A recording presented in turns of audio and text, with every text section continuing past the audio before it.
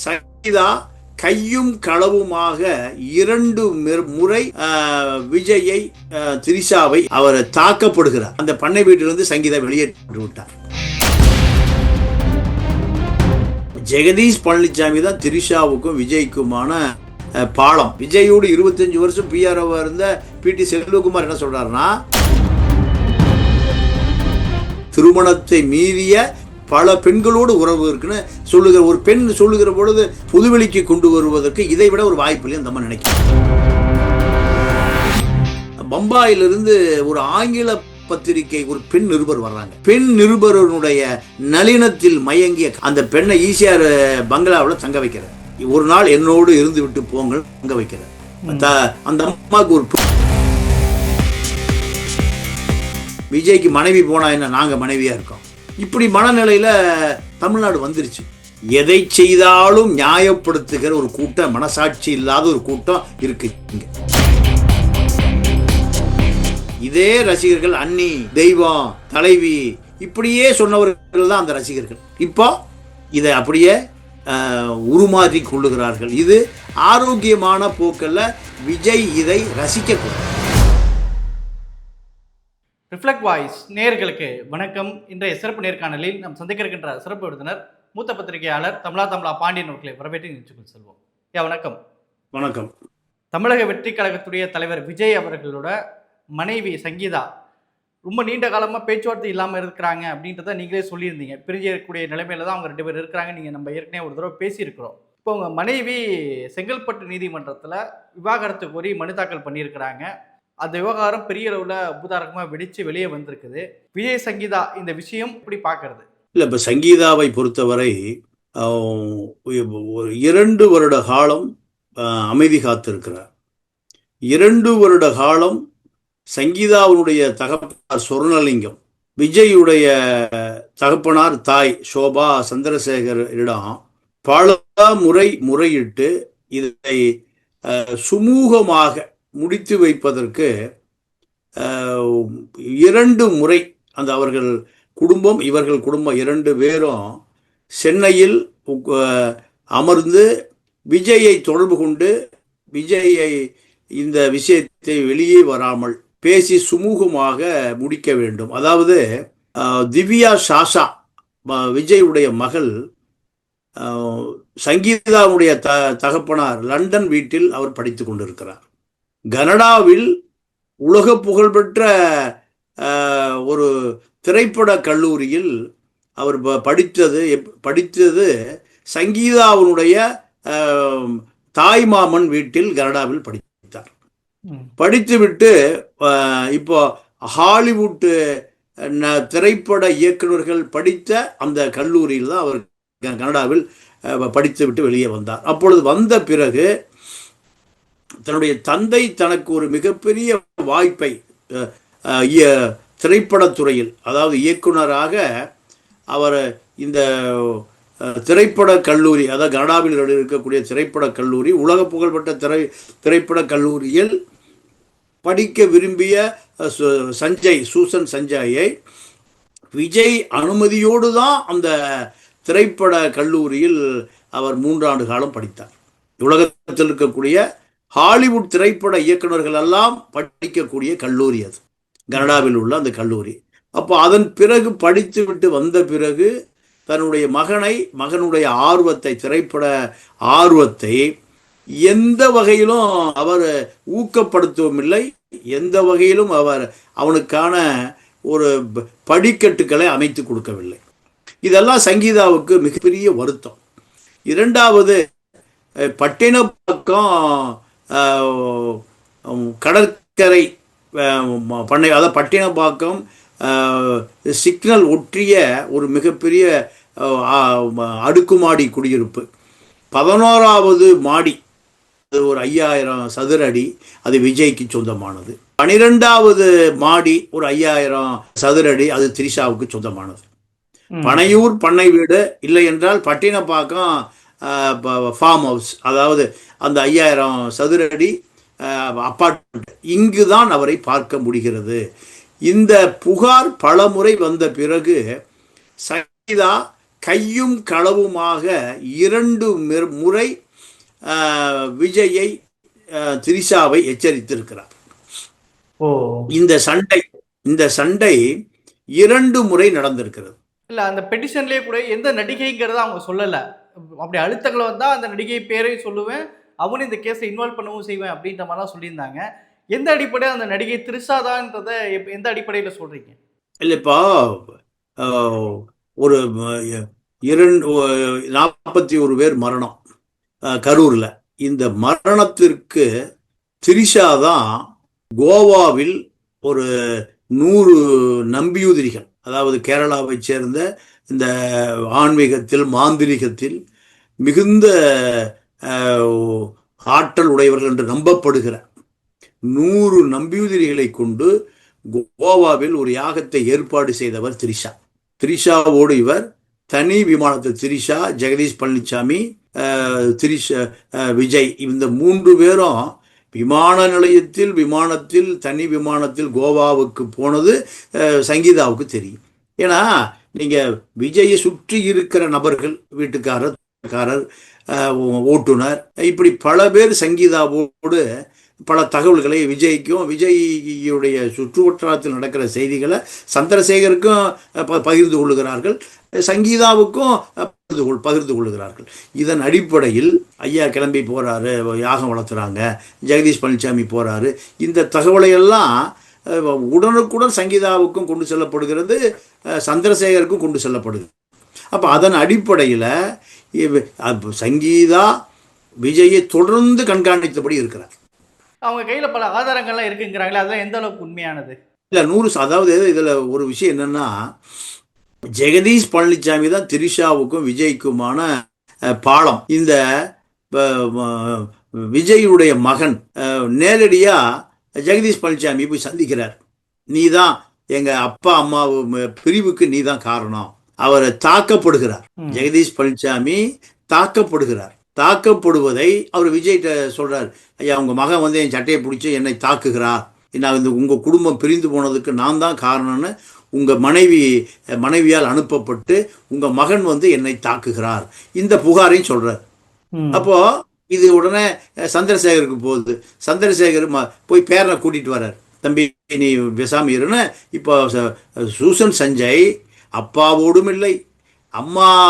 இப்போ அந்த சங்கீதா என்ன கேட்குதுன்னா, நீலாங்கரையில் ஒரு பெரிய பண்ணை வீடு இருக்கு, அந்த பண்ணை வீட்டிலிருந்து சங்கீதா வெளியேற்றி விட்டார். இந்த நீலாங்கரை பண்ணை வீடு நான் குடியிருக்கணும், கல்யாணம் பண்ணி குழந்தை குட்டி பெற்று வாழ்ந்த வீடு, 25 வருஷம் நான் வாழ்ந்த வீடு நீலாங்கரை பண்ணை வீடு. அதான் பழைய வீடு, இப்போதான் பனையூர் போயிருக்காரு. அந்த வீடு எனக்கு ஞாபகமா எனக்கு இருக்கணுங்கிறது அந்த அம்மா கேட்குது. நான் மனைவியாக வந்து தாயாக ஒரு பெண் குழந்தை ஆண் குழந்தை பெற்று நான் வாழ்ந்த வீடு 25 வருஷமா, அதை நீங்க பூட்டிட்டு வெளியே அனுப்பிச்சிட்டீங்க. இத்தனையும் செய்தவர் ஜெகதீஷ் பழனிசாமின்னு அந்த அம்மா சொல்லுது. இந்த வீட்டில் அந்த நடிகை வருகிறார், நடிகை வந்து தங்கி விட்டு போகிறதாக எனக்கு தகவல் வருது, அந்த அம்மா சொல்லுது. அப்போ இதெல்லாம் தொடர்ந்து பல முறை இந்த புகார் வருது. ஆனால் இதை விஜய் ஒரு சீரியஸாக ரொம்ப முக்கியமாக அதை எடுத்துக்கொள்ளவில்லை. இது சந்திரசேகர் என்ன கேட்கப்படுதுன்னா, இப்போ தேர்தல் இவ்வளோ இது பிரச்சனைங்கிறது 21 இருக்குது, தேர்தல் இன்னும் 2 மாதம் இருக்கக்கூடிய நிலைகளை இப்போ இந்த விஷயத்தை வெளியே சொல்றாங்கன்னா, இதுக்கு முன்னாடி வேற ஏதோ காரணங்கள் இருக்குமோ? இல்லை, வேற ஒரு காரணம் இல்லை. அதாவது விஜயை புதுவெளிக்கு கொண்டு வருவதற்கு இதை விட ஒரு வாய்ப்பு இல்லை அந்த அம்மா நினைக்குது. அதாவது செல்விக்கு அந்த அம்மா ரொம்ப நெருக்கம், ஸ்டாலினுடைய சகோதரி செல்விக்கு ரொம்ப நெருக்கம். அவர்கள் வீட்டு துக்க விஷயத்தில் இந்த அம்மாவே போய் விசாரிச்சுட்டு வருது, நம்ம அதை பார்த்துருப்போம். நீங்கள் முரசொலி செல்வம் மரணத்துக்கு இந்த அம்மாவே போகுது. அப்போ செல்விக்கும் சங்கீதாவுக்கும் நெருங்கிய தொடர்பு இருக்கு. அப்போ பல பொது நிகழ்ச்சிகளில் இப்போ பார்க்கிற பொழுது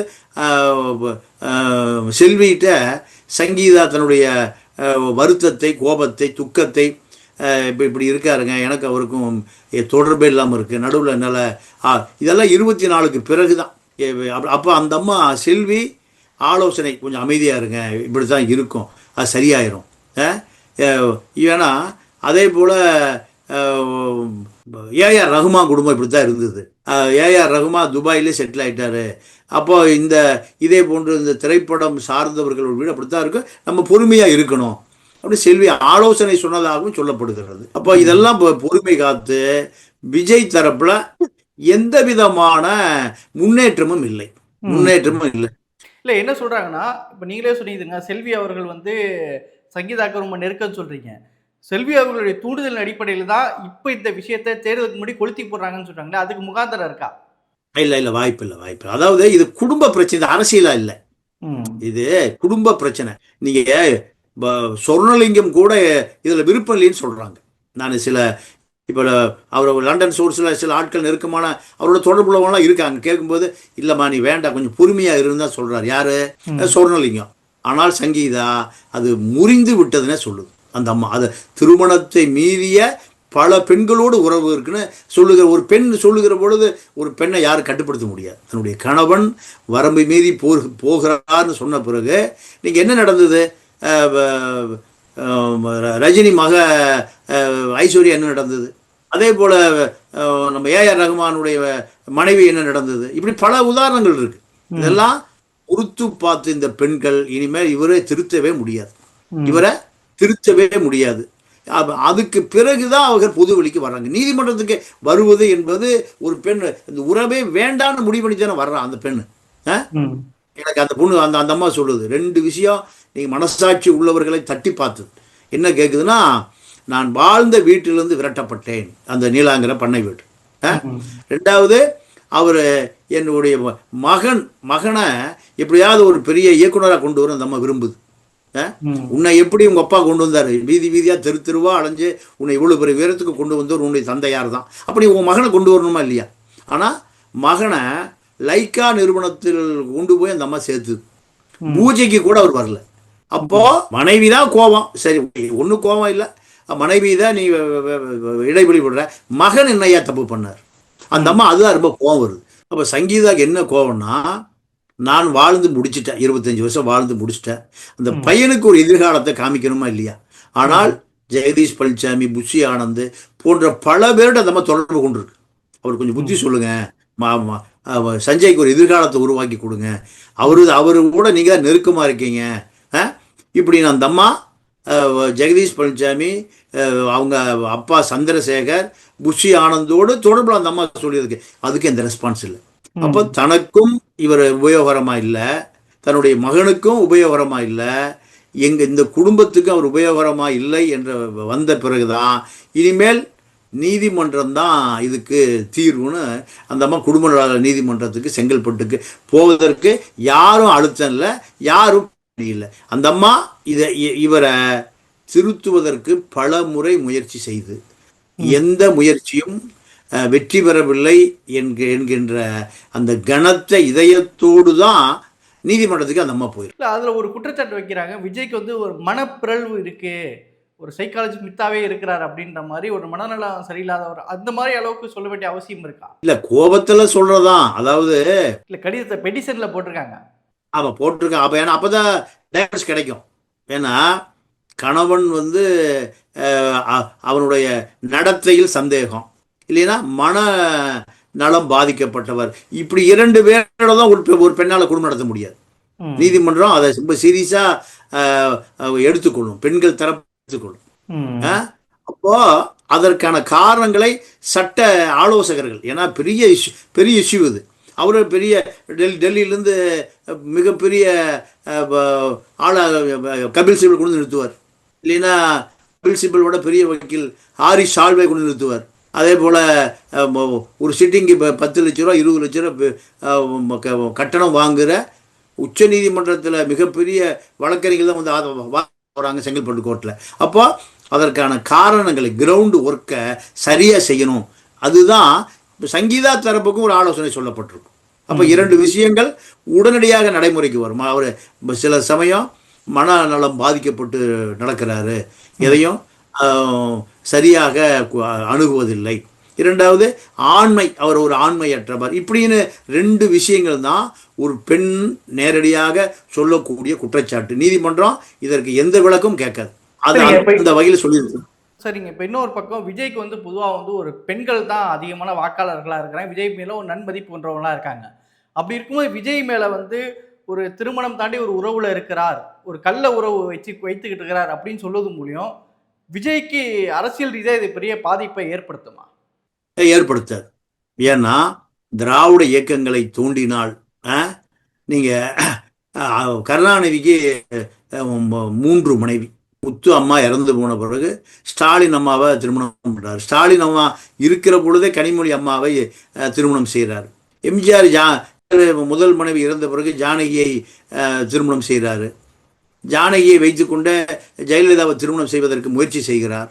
இதெல்லாமே நீங்கள் திரைப்படத்துறையிலிருந்து வருகிற அத்தனை பேருக்குமே இந்த விஷயத்தில் ஒரு பெரிய மக்கள் பெரிய அளவில் எடுத்துக்கல.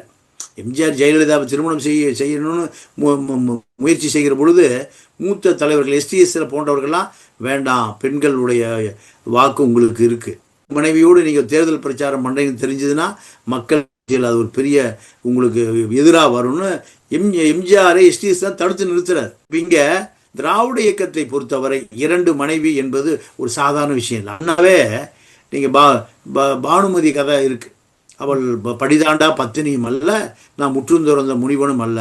இந்த கல்ச்சர், திராவிட இயக்க கல்ச்சர் சினிமாக்குள்ளிருந்து வர காரணத்தினால் கமலஹாசனுக்கு வாணி கணபதி சரிகா வரைக்கும், நடுவில் லிவிங் டுகெதர் கௌதமி வரைக்கும், அது ஒரு இதுதான். அப்போ அரசியல் தலைவர்களை பொறுத்தவரை தமிழ்நாட்டில் அந்த கூத்து, கேரளா கர்நாடகா ஆந்திராவில அந்த கூத்து கிடையாது.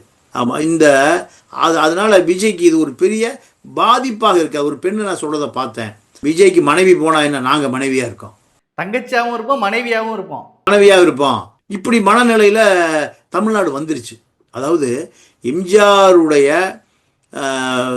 அந்த திரைப்பட சுவரொட்டியை கிழித்து கொண்டு போய் வீட்டில் வைத்து கொள்ளுகிற பெண்களும் இருந்திருக்கு. அப்போ திரைப்படம் தமிழ்நாட்டில் திரைப்பட கவர்ச்சி தான் அரசியல். அரசியல் என்பது இங்க ஒரு கவர்ச்சி அரசியல் தான். அப்போ அதனால போன விஜய் ஆம்பளை 4 வீடு வச்சுக்குவாயா, ஆம்பளை அவன் ஒரு 50,000 சம்பாதிக்கிறவனே இன்னொரு சின்ன வீடு வச்சுக்கிறான், 500 கோடி சம்பாதிக்கிறவனுக்கு இருக்கத்தாயா செய்யும். இப்படியான மனநிலைக்கு மக்கள் வந்துட்டான். ஜெகதீஷ் பழனிசாமி தான் விஜய் இந்த அளவுக்கு சீரழிச்சது காரணங்கிறாங்களே, இது மாதிரி வேற ஏதாவது விஷயங்கள்லாம் இருக்கு? இல்ல, அதாவது ஒவ்வொருவருக்கு பின்னால் ஒவ்வொரு ஜெகதீஷ் பழனிசாமி இருக்காங்க. நீங்க கமலஹாசனுக்கு ஒரு பிஆர்ஓ பேரு வேண்டாம், அந்த பிஆர்ஓ இப்ப இல்ல, அவரு வேட்டி விட்டார். நீங்க எவ்வளவு ஒழுக்கம் கெட்டவர்கள் பாருங்க. அப்போ பம்பாயிலிருந்து ஒரு ஆங்கில பத்திரிகை ஒரு பெண் நிருபர் வர்றாங்க. பெண் நிருபர் கமலஹாசனை பேட்டி எடுக்கிறாங்க. இது நடந்து ஒரு 10-15 வருஷம் ஆச்சு. அப்போ அந்த பெண் நிருபருடைய நளினத்தில் மயங்கிய கமலஹாசன் அந்த பெண்ணை ஈசிஆர் பங்களாவில் தங்க வைக்கிறார். ஒரு நாள் என்னோடு இருந்து விட்டு போங்கள் தங்க வைக்கிறார். அந்த அம்மாவுக்கு ஒரு பெரும் தொகை கொடுக்கப்படுகிறது தங்குவதற்கு, கமலஹாசனோடு ஒரு இரவு தங்குவதற்கு. இதான் கமலஹாசன் திரைப்பட நடிகர்கள் பூராமே இப்படித்தான் இருப்பான். அப்போ இது அந்த பிஆர்ஓ வழியாக அந்த அம்மாவுக்கு ஒரு பெரும் தொகை கொடுக்கப்படுகிறது. அவ ஒரு பத்திரிகை, பெண் பத்திரிகை நிருபர், சினிமா பத்திரிகை நிருபர், பத்திரிகை பேரு வேண்டாம், பிஆர்ஓ பேரு வேண்டாம், மரியாதை கருதி சொல்லுகிறேன். அப்போ கமலஹாசன் போகிற பொழுது அந்த பெண்ணு ரொம்ப சோர்வா இருக்காங்க. அப்போ அந்த அம்மா சொல்லுது, இப்பதான் உங்க பிஆர்ஓ போறாரு, அதனால நீங்க காலையில வந்துருங்கிறது. அதிர்ச்சி அடைகிறார் கமலஹாசன். அந்த பிஆர்ஓவும் கமலஹாசனும் நீங்க நகமும் சதையும்.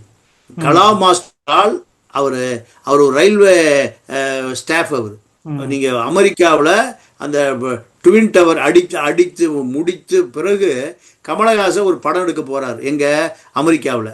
அப்போ நான் சொல்லுகிற பிஆர் ஐசிஎஃப்ல ஒரு ஸ்டாஃப், இந்தியன் கோச் ஃபேக்டரியில் ஒரு ஸ்டாஃப்.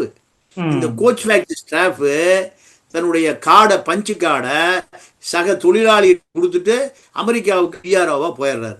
அப்போ அமெரிக்காவில் தீவிரவாத தாக்குதலின் மூலம் அந்த ட்வின் டவர் தரைமட்டம் பண்ணப்பட்ட காலம். ஒவ்வொருவரையும் அவங்க செக் பண்ணுறாங்க, ஒவ்வொருவருடைய நடவடிக்கையும் செக் பண்ணுறாங்க. செக் பண்ணுகிற பொழுது இந்த பிஆர்ஓவை முழுமையாக புலனாய்வு செய்த பொழுது இந்த பிஆர்ஓ அவர் வேலை பார்க்குற கோச் ஃபேக்டரியில் டெய்லி கார்டு பஞ்ச் பண்ணிட்டு இருக்காங்க. அப்போ போலி நபர் வந்திருக்கார் எங்க அமெரிக்காவுக்கு, கமல்ஹாசன் முஸ்லீம்னு அவன் முடிவு பண்ணுறான். அமெரிக்க புலனாய்வு துறை. அப்போ அந்த பிஆர்ஓவுடைய பயோடேட்டா பூரா அவசரப்பட்டு எடுத்துட்டான்.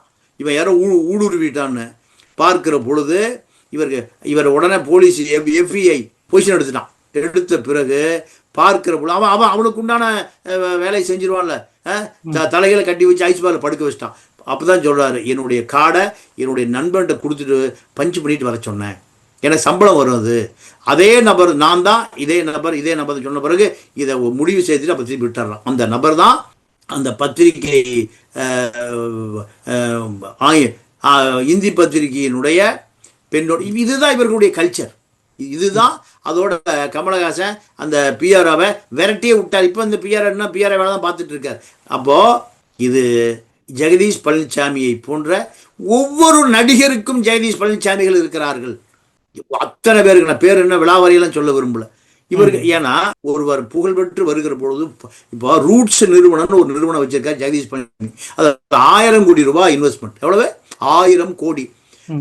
திரிஷாவுடைய கால் சீட்டு, முன்னணி நயன்தாரா கால் சீட்டு, தமனா கால் சீட்டு, அனுஷ்கா கால் சீட்டு, இப்படி முன்னணி தமிழ் தெலுங்கு நடிகைகளுடைய கால் சீட் பூரா அந்த நடிகைகள் இந்தாங்க ஒரு 50 கோடி ரூபாய் உங்களுக்கு வருஷத்துக்கு.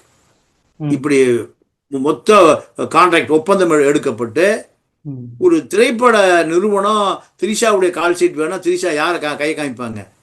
ரூட்ஸ் நிறுவனத்தினுடைய ஜெகதீஷ் பழனிசாமி தான். அவர்கிட்ட தாங்க என்னுடைய கால் சீட்டுக்கு மொத்த கால் சீட், இந்த வருடத்திற்கான மொத்த கால் சீட்டு ரூட்ஸில் ஜெகதீஷ் பழனிசாமி தான் இருக்கு. அதனால நீங்க ஜெகதீஷ் அவரு சரி இந்த படத்துக்கு நீங்க எடுக்க எனக்கு 50 கோடி ரூபாய் கொடுக்க.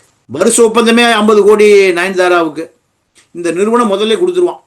அப்போ ஒரு படத்துக்கு 50 கோடினா 4 படம் புக் ஆச்சுன்னா 4 நிறுவனம் வந்தால் 200 கோடி ஆகுது.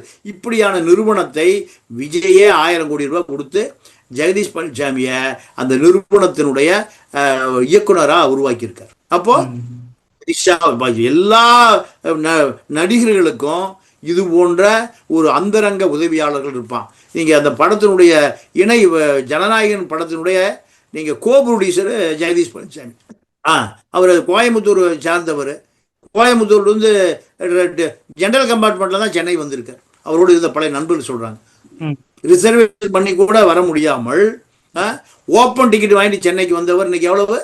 1000 கோடி 500 கோடி ஜனநாயகன் படத்தினுடைய கோ ப்ரொடியூசர். எல்லாம் விஜய்க்கு நெருக்கமாக இருக்கிற பல நண்பர்கள், பல பேர் ஜெகதீஷ் பழனிசாமி மூலம்தான் விஜயவே பார்க்க முடியும். இந்த பக்கம் புஷி, அதாவது அரசியலில் ஒரு பெரிய அரண் புஷி, திரைப்படத்துறையில் ஒரு புஷி யாருன்னா ஜெகதீஷ் பழனிசாமி. இப்போ சங்கீதாவுடைய குற்றச்சாட்டும், சந்திரசேகருடைய குற்றச்சாட்டும், மகன் சஞ்சயுடைய குற்றச்சாட்டும் ஜெகதீஷ் பழனிசாமி மேலதான். இந்த குடும்பத்தை பிரித்ததே இவர் தான். இந்த கோபத்துல தான் விஜயுடைய மகன் போய் சட்டையை பிடிச்சி அவரை தாக்கியிருக்காரு. எந்த அளவுக்கு கோபம் இருந்திருக்கும் மகனுக்கு. எங்க அப்பாவை நீ பார்க்க விடல, எங்க அப்பா நீ கட்டுப்பாட்டில் வச்சிருக்க. சரிங்க, இது அடுத்த கட்டமா இது எதை நோக்கி போகுங்க? இது தேர்தல் நேரத்தில் இது ஒரு கேரக்டர் அசாசினேஷனுக்கு வழிவகுக்குமா?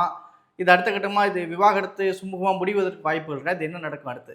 இல்ல, நீதிமன்றத்துக்கு போன பிறகு அந்த அம்மா விஜயுடைய அந்தஸ்து, விஜயுடைய தகுதி, பொறுப்பு அதற்கு தகுந்ததை போல எனக்கு நஷ்டீடு கொடுக்கணும்னு கேட்குது அந்த அம்மா. விஜய்கிட்ட பல 1000 கோடி இருக்கு, என்ன ஏதோ என்னைய என் பிள்ளையும் நீங்க தெருவில் அனுப்பக்கூடாதுன்னு கேட்குது அந்த அம்மா நீதிமன்றத்தில். விஜயுடைய அந்தஸ்து, வருமானம், தகுதி இதன் அடிப்படையில் எங்களுக்கு ஜீவனாம்சம் கொடுக்கணும். இனி அதுக்கு அதை கொடுத்தால், நீங்க ரகசியமாக கொடுத்தால், இந்த அம்மா 1000 கோடி வச்சுக்க, நீ வாழ்ந்த வீடுன்னு சொல்ற, நீலாங்கரை பண்ண வீடு, அதை நீ வச்சுக்க. வெளிநாடுகளில் விஜயுடைய வெளிநாட்டு உரிமைகள் பூராமே லண்டனுக்கு போயிடுச்சு. வெளிநாட்டு உரிமைகளுக்கான டாலர்கள் அது பூராமே யூரோ தான். நீங்க இங்க எப்படி விஜய்க்கு ரசிகர்கள் இருக்கானோ அதே போல ஐரோப்பா நாடுகள் ஒரு பெரிய தொகைக்கு அந்த படம் விற்கப்படுகிறது. இப்போ அதெல்லாம் இப்பெல்லாம் பிளாக் ஆகி போச்சு. இப்போ சந்திரசேகருக்கு என்ன பிரச்சனை கேட்டீங்கன்னா, நீங்க இந்த விஜயுடைய பொருளாதார ரீதியான விஷயங்கள் பூரா லண்டனில் வெளிநாடுகளில் அது முடக்கப்படுகிறதுங்கிறதான் சந்திரசேகருடைய குற்றச்சாட்டே இருந்தது முதல்ல. என்னையும் என் மகனையும் சங்கீதாவும் ஒரு காரணம் பிரிவதற்குன்னு சந்திரசேகர சொல்லியிருக்காரு. சந்திரசேகர் விஜயோடு 25 வருஷம் பிஆர்ஓவா இருந்த பிடி செல்வகுமார் என்ன சொல்றாருன்னா, பலமுறை சொல்லியிருக்காரு, ஏங்க அவர்கிட்ட போய் பேச வேண்டாம், திரிஷாட்ட பேசுங்க, அப்படியே பல முறை சொல்லியிருக்காரு. திரிஷாவை ஜெகதீஷ் பழனிசாமியும் திரிஷாவும் தான் விஜயுடைய கட்டுப்படுத்துகிறார்கள்னு அவரே சொல்லியிருக்கார். அப்போ இது போன்ற நிகழ்ச்சிகளை எல்லாம் வைத்து பார்க்கிற பொழுது விஜய் ஜெகதீஷ் பழனிசாமியிடமிருந்து மீற முடியாது. ஜெகதீஷ் பழனிசாமி எதை சொல்லுகிறாரோ அதுதான் அவருடைய திரைப்படத்துறையான ஆலோசகர்.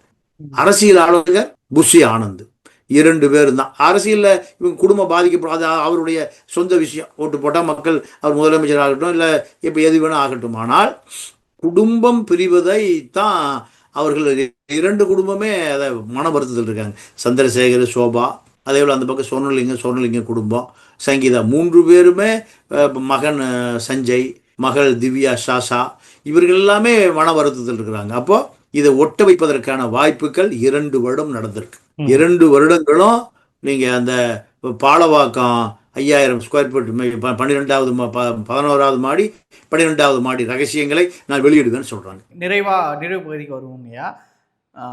சங்கீதா அவர்களை வந்து ஐட்டம் அப்படின்னு சொல்லி நிறைய விமர்சனங்களை நிறைய அவங்க கொச்சைப்படுத்தி விஜய் ரசிகர்லாம் போடுறாங்க.